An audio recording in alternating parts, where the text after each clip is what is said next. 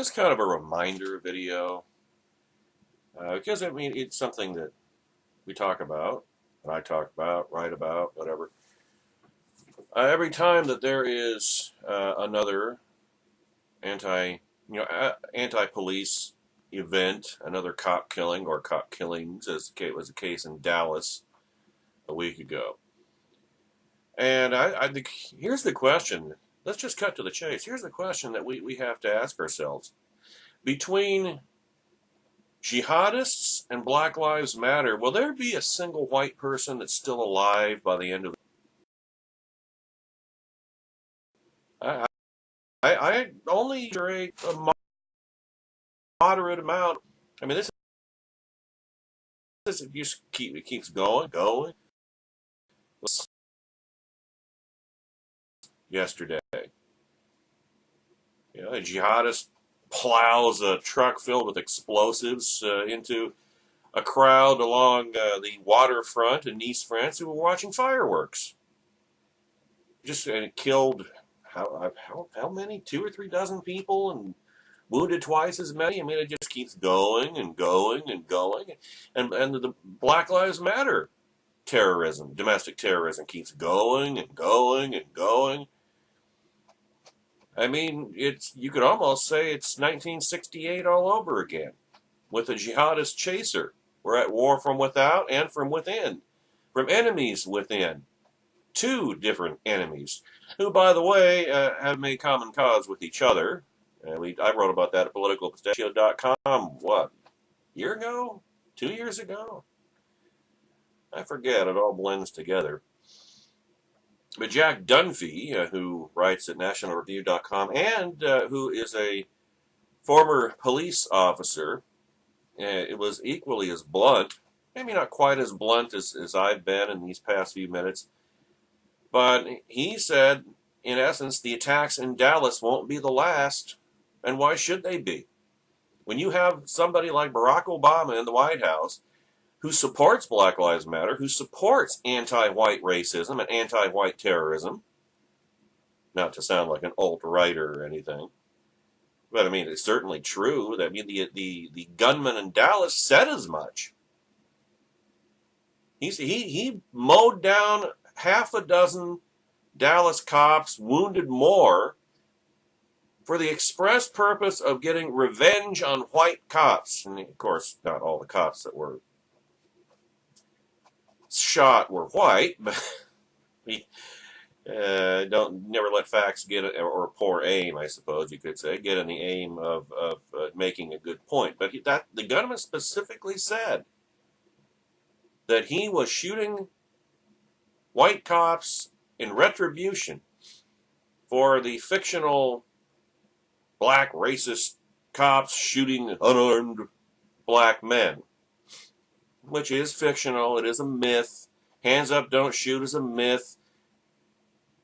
Michael Brown, remember Michael Brown? That was almost 2 years ago.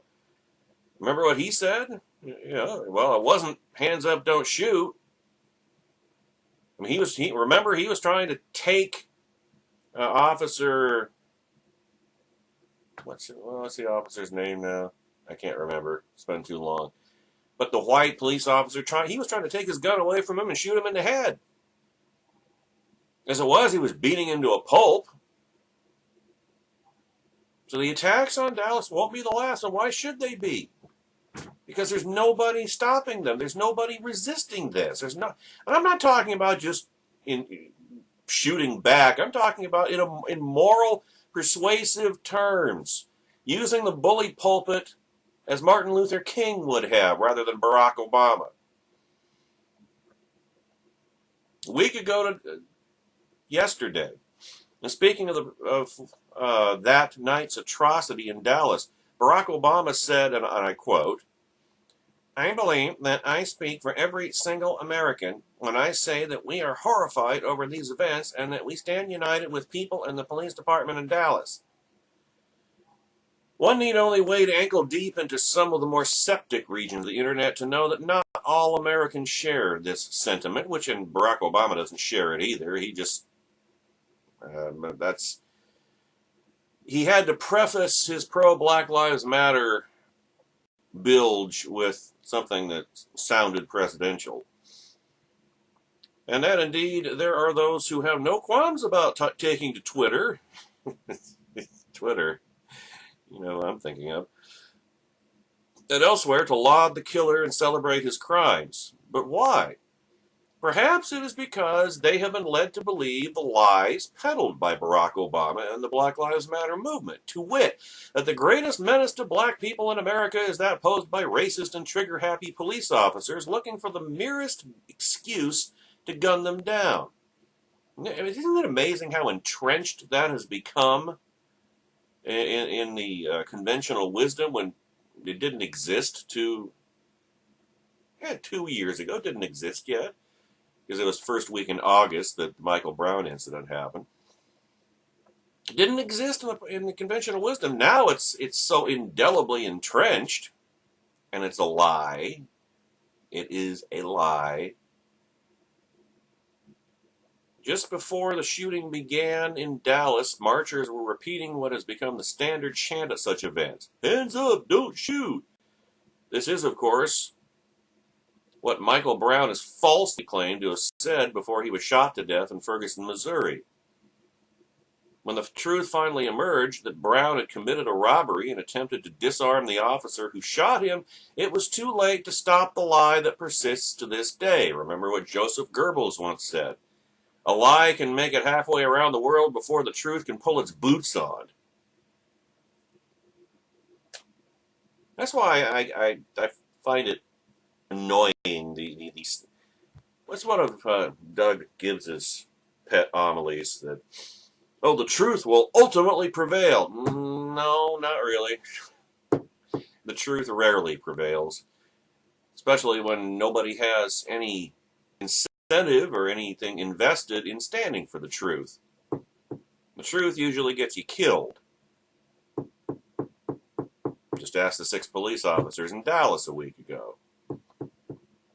And it persists, sadly, with the aid of Barack Obama himself, who, even as he spoke on the horrors in Dallas, could not resist the impulse to refer to the racial disparities in our criminal justice system. Racial disparity. Bean counting again. Never mind the facts. If you have more than the percentage of an ethnic group in the population, if you have a higher percentage of those people behind bars, that's racist. Never mind the facts. Never mind that, well, maybe they just committed more crimes.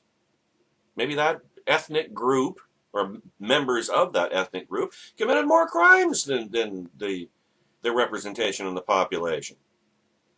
They don't allow for any of that. And you see how the left takes an inch and pushes it to a mile.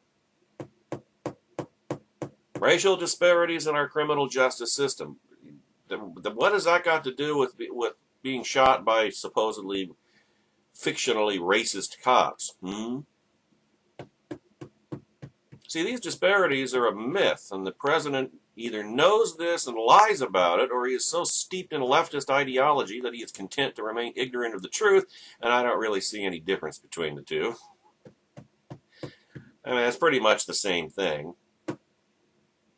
Proof of this truth is laid out in Heather McDonald's new book, The War on Cops, How the New Attack on Law and Order Makes Everyone Less Safe.